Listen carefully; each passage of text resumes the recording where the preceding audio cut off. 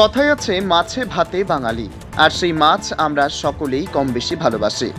সেটা পুকুরের টাটকা মাছ হলে তো কোনো কথাই নেই, কিন্তু এই মাছ ধরতে গিয়েই যে এমন বিপত্তি ঘটে যাবে বুঝতে পারেনি কেউ।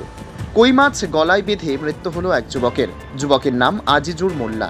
বাড়ি দক্ষিণ 24 পরগনা জেলার জয়নগর থানার অন্তর্গত তিলপি গ্রামে। স্থানীয় ও পরিবার সূত্রে খবর, আজিজুর পেশায় দর্জির কাজ করতেন। দুপুরে পুকুরে গিয়েছিল মাছ ধরতে।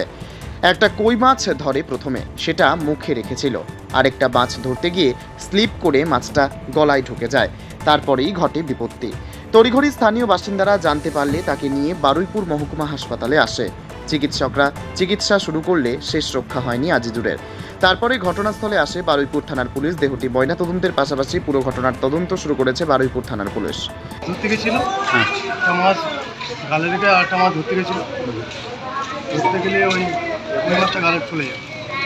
হসপিটালে কি মাছ ছিল ওটা? কই না, ওকে এই কি হাত দিয়ে মাছ ধরতে গেছিল? কোথায়? পুকুরে? কোথায় ঘটনাটা কোথায় হয়েছে? ওই পারে কোথায়? ঘুরে বলা আমার বন্ধু বান্ধব ভয় অতটা চিনি না। নাম কি যে তার নাম? ঢোটা থেকে গোবিন্দপুর বলছি। গোবিন্দপুর। যে এ হচ্ছে নাম কি? তোমার বন্ধুর নাম কি? ওই তো আইজুল। কি নাম? আইজু। ওর বাড়ি কোথায়? ঘোষার ওপরে। দক্ষিণ 24 পরগনা থেকে বাবলু প্রামাণিকের রিপোর্ট, HPR নিউজ বাংলা।